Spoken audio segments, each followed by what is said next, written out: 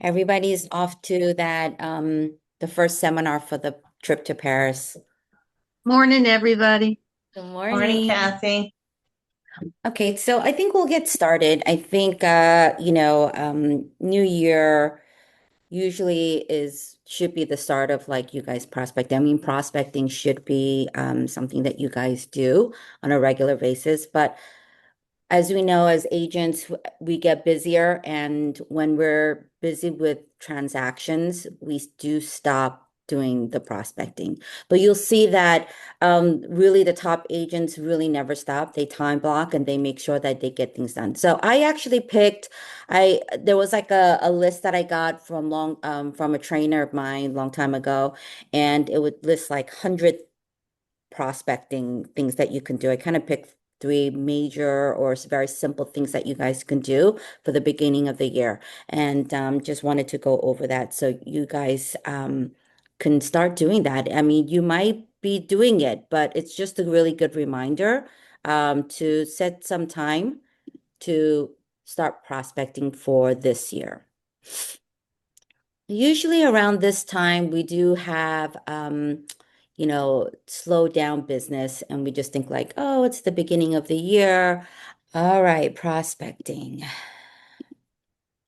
All right. So if you know when you're in sales, you should really be building your pipeline, and you can kind of see what pending business you have, and it really should be an ongoing thing, as I mentioned in the beginning. So one of the first ones I think the easiest one. I think this is the one I like to do, and it really is not cold calls. They're actually making warm calls. Okay, warm calls are people that you know, that you've had business with, people that you've had relationship with. And I'm not talking about, like close friends that you talk to every single day, or very long, not friends and family that you speak with, that you keep contact. These are people maybe that you haven't seen in a while, talked to in a while, but you know them. Okay, so it's not cold calling. You're not calling, people that you don't know. So it really is the easiest ways to reach out, and it's to generate repeat business or referrals, because sometimes, even though they know you're in real estate, they forget that you're in real estate. And these calls really shouldn't be like, "Hey, I'm calling to check in. You ready to sell your home? You've been living there for 5 years."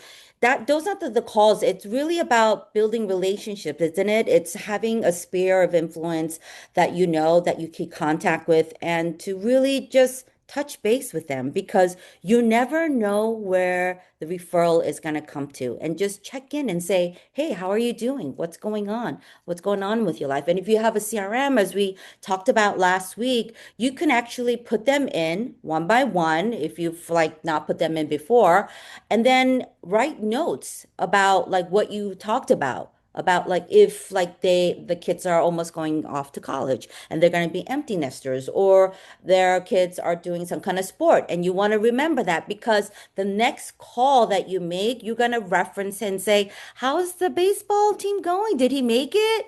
Things that you kind of remember, you jot down on paper, you as you talk to them, because you will not remember every single details about what this person has been doing and doing, and you're going to forget. And that's why we have the CRM, and you write the notes. You put in the notes and say, "Oh, this person is thinking about maybe selling in 6 months," or "This person, parents are going through some, a dark time," or whatever it is that you want to put notes that you'll remember. And then the next time you make it a time to call, and you want to set up, like, let's say, a coffee meet with them, you go back to your notes and you kind of try to remember, where they are, and you're just being really intentional about the relationship. And, it's not about like, they will sense if you're thinking like money, money, money. But if you're sincere, they sense that. And if you care, they sense that. So those are the things that I thought about, you guys doing, is to make the calls. Now, I have NJMLS, and I'm not familiar with any other MLS, but I'm pretty sure that you can go into GSMLS or wherever you guys are, and see your production and your past solds, right? So in NJMLS, this is what I went over with my office. There's a market report. There's something called the agent production report. So you go in there. And I just clicked on all the sold and leased. And I haven't really, done business, but it did bring up everything that I've done, even like in the past 15 years, that I had business in NJMLS. But here we go. I checked off everything, and then I generated a report. And I guess this came twice. And then these are the ones that I sold and leased. So going back, it's going to give you guys some kind of reminder. These are your past clients. Then these are the people that you've done business. Most of the time, except the really bad situations where it didn't work out or, something happened, most of you guys have had really good, transaction with them, and you had a really good relationship, with them while you guys were searching for homes or selling their property, and you were touching base with them. And then, so you have these lists of people of businesses that you've done. I want you to look in your phone. I want you to look in your CRM. I want you to look in, your past history, your emails, and search it up. And you definitely are going to have their contact, because remember, at one point you guys were in contact with them for a long time, right? And then when the deal ended, we all kind of like forgot, and you forgot about them, they forgot about you. But it really is to just kind of touch base with them, saying, you know what, I was driving by and I saw, that building that you guys sold, and they made some renovations, so it really looked really nice. How are you guys doing? Where did you end up going, or what are you guys doing now? Even if they're far, they moved to a different state, you should touch base with them and see how they're doing, right? Because you never know if they're going to have some kind of referral for you, right? So that's where I would go. Go into your agent production and look at all the sold. I have very limited, business, because I didn't do business for a long time, but you guys have done business for a while. So you guys can look back and see who are these people, right? And touch base with them. And that's really the warm calls that I think you guys can make. Okay. So make it a homework, time block. Okay. Whatever time you have, put it in your calendar and call past your five past calendar. I mean, past, clients that you haven't seen in a while, or even friends that you haven't touched base in a while. Go through your phone. I remember I did this, coaching program, and they made us go through every contact on your phone, and call them. Slowly start calling them, because sometimes you don't remember who this John Smith is, and they may just call and say, I had your phone, and kind of touch base with them, and you need to either delete them or put them on your list, right? And then make 5 coffee or lunch appointments, okay?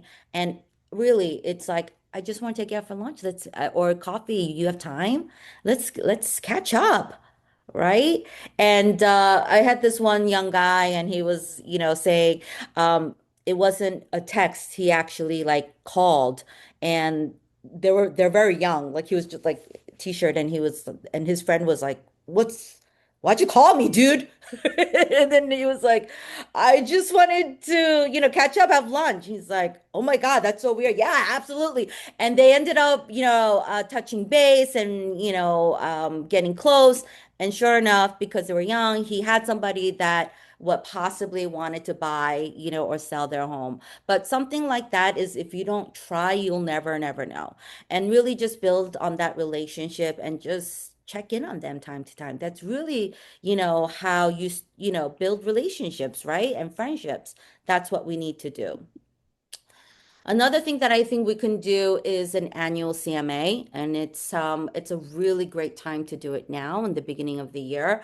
If you know that they've moved in to their new home, they're buyers, or they're sellers, and they possibly talked about it, or even if you haven't had any time to talk about it, it's a really good thing that us realtors can do and kind of whip up and send to them. That wasn't a bus, was it?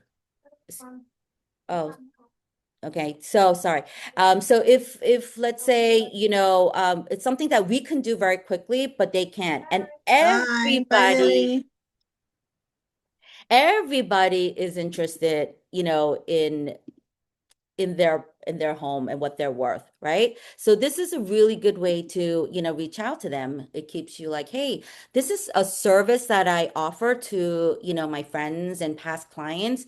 Would you like for me to send you some CMA? Everybody kind of wants to know what their home is worth. And there's various ways you can do that, but it's another way for you to reach to your client, your past clients, right? And see how you're doing. And it's like, no strings attached. This is what I do for my clients and friends. So let me know if you want me to send you something, right? And that way, again, they remember, oh, this is what she does full time. Oh, this is, she has great real estate information, right? So that's one of the reasons why I did, and it differentiates you from your competitors because again, we forget, right? We forget that we have past clients and we've done the deal and we're just like, I had a couple of agents and be like, I can't call them. It's been like 10 years. I was like, you can call them because it's been 10 years. And you're going to be like, hey, it's been so long. What's going on? And there's so much to catch up to, right? So this is how I would go. Again, there's many ways to do it. Our MLS also provides things to do. Actually, there's one that in the Bold Trail system, I think it's a CMA and it's like a one page or you just put the address and they just it's just one page. It's not that impressive, so I'm not gonna cover it. But I go into the present. I go into the present like I'm doing a listing, okay, presentation. I choose sellers. And then I pick like either I take out all the things about selling your home and all of that. I want you to use your phone and maybe take and see what I created. And it just only has the CMA section. So it doesn't have all that salesy things about like, hey, this is what an agent does. And, this is, I'm going to market your home. So take all of that out and just really put the CMA for people that you're just kind of giving that out. Okay and just say, hey, I just wanted to send this to you. And again, if you send it through your CRM, you put them in, you know that they opened it and clicked on it. Okay. And it's like a system where it really is circular, gives keeping tabs on your clients to know that, oh, I think they are really interested in what their home is worth. Oh, there is some interest. So it kind of also encourages you to be like, okay, so I will touch base in three months and I'll put it on my calendar and to make sure and put it in my notes because they opened it and I saw that they saw the presentation. Okay. So this is the one that I just did with just the CMA. I took out all the other tabs about selling a home, and hopefully you guys will get a chance to look at it. Okay, so a homework for that is to really make sure you get IDX for your bowl trail. Some MLSs and some areas it's automatic. For us, sometimes there's like one or two forms that you have to fill out and identify your past clients and buyers, or even people in your neighborhood, people in your sphere, and just say, this is kind of what I do. Do you want one? Even to like friends and family, because again, they forget that you're doing all of that. You have tools to do all of that. And then go into Bold Trail and present and then create a CMA. And you could also always reach out if you need help. Okay, so this is really one of the most classic ways of prospecting. It's direct mailing, it's postcards, it's letters, and really there's different kinds that you can do. I want you to think about when you are doing that, you'll never get a return on your investment if you just do it once. Okay, it's not worth it. Okay, so if you have not uh budgeted or if you don't have the budget to do it long term, it's most likely not much returns you're going to get. People who have seen returns on this type of investment are people who've done it for a long time, and there are people who always get one or two listings, but they've done it for years. Okay. And they kind of know that, that's like, oh, we get one from her all the time, right? And a lot of the times, I would say 80% it goes in the garbage, right? We throw stuff out. But that one or two times where in your mind, they're thinking, I don't know, is this like the weather's crazy? Should we move? Should we just move to Florida? Like, you never know what that timing is, right? So it's really about timing. It's like when you say, I talked about this with my son, talked about, it's not finding a Mrs. Right, Miss Right. It's about finding Miss Right time. Like you can meet the perfect person, but if it's not the right timing, it may not work. It's the same thing. And that's why they do it on a regular basis. Now, you don't have to do it like every week or every month, but just do it on like every month is good, every other month, or even like quarterly, but make it consistent. And they'll say that it'll take about a year and a half to 2 years to really start seeing some kind of return on it, right? So there's various things that you could do. You can say, hey, there's a home evaluation offer. Do you know what your home is worth? If you got things that are sold in that property that was yours, you can do a mailing around there, or even like from your office, hey, something sold, and I could get you some information and just listed.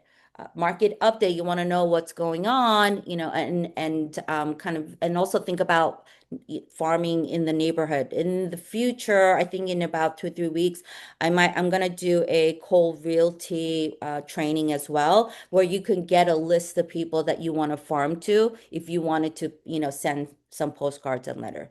I had a top agent that sold something, and I know he's not in my neighborhood, but he got one listing. It sold overpriced. I mean, he sold like over 100,000 over, and he was marketing it. He was like, just listed, just attorney review, under contract, sold. And it wasn't, and he was an agent from a top team, and it wasn't fancy. He just wrote letters to our complex. And I'm like, this is something that you have to do, and you have to do it in a long term. I didn't see any letters afterwards, but I also didn't see new listings from him afterwards. So just know that there are different kinds of postcards and letters that you can do. You can go into AI and ChatGPT and say, hey, I'm trying to target, listings and sellers. Can you create me a postcard, direct mailing campaign, and I want to do it every month. And should that topic be? And they kind of give you that information. You might have to create it in Canva or hire somebody to help you create something like that. Or if you're good with things like that, you can do it. But there's a lot of things that you can do. There's not that many expireds, so those are hard to do. But again, FISBO mailers, absentee, home anniversary, seasonal, turn the time back, or um, this is what we have to do when it's winter. We have buyers, success stories. If you have reviews, highlight them in your postcards, right? So there are many things that you could do. You just have to think about it before you do it, right? You have to make sure you're intentional about what kind of postcards you'll want to do, and plan it out so you're not like in between like deals, and then you did the first one, and then you're like dealing with all these deals, and then you just forget. But if you have something planned and already organized, and you're ready to send out, and you've designed it, you've thought about it, you've put some information on it, and again using AI and putting some of your touch on it is going to help. And do that quarterly, do that monthly. I have, seen really top agents that did that and got returns on it. But again, they are sending out, you know, thousands, every time they get a listing, and they're really farming their area. So kind of wanted to, and that's really the only three that I am going to cover, but obviously there's a lot more you can do. There's like volunteering and things like that, but I just thought these were the most easiest to do. You just have to decide if you want to do them, and decide like how much, if you're going to put, do postcards, how much money and budget you're willing to put into. So the hardest part is really getting started, and yeah, and that's it. Any questions for me? No, thank you, Mary. It was great, great reminders there. I mean, honestly, these are things that you guys all know. I'm not saying Okay. anything like, wow, that's awesome. But, like, I've never heard this before. We've heard it so many times. But again, the hardest part is to just get started. And hope you guys make time to, time block and put it actually on your calendar. We do that. We do that for recruiting, don't we, Fran? When we time block, we try to make sure we Ugh. get, those time in.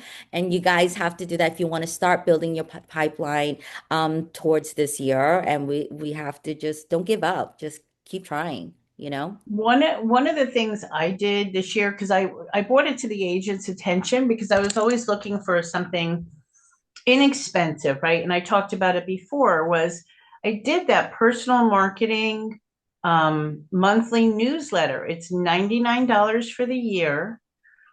So I tried to find stuff that's, easy to fit into somebody's budget that they can use. They can either then you get the email once a month, and then you can turn around, and there is a step in adding into your CRM if you have your CRM set up, which I have not done because I just sent it via email to my folks, Hmm. right? And just a reminder that you're in the business. Don't forget, because I had an experience like probably 4 years ago now where had someone call me and say, "Are you still selling real estate?" And it's kind of like a mix of, I said, "Of course I am." "Well, I don't see you advertising in the Glen Rock Gazette anymore." So probably 26 weeks a year, I do some kind of marketing in there as a reminder to people. But that was the town where my kids grew up. So that's where my sphere of influence is, really. So it is a great idea, but the personal marketing newsletter, one of my other agents did, there's 4 different versions you can pick from. And it's really a great, inexpensive, it's got your logo on it, it's got your name on it, and it's all set up. It's easy to send out with a lot of different links in it for your clients if they're interested. If they're not, they're not. But when they open it, they see you, right? That's what's important, Mary. That's what's important, just Yeah. to remind them and be on top of their minds that, Yeah. we're still around. Okay. Yes.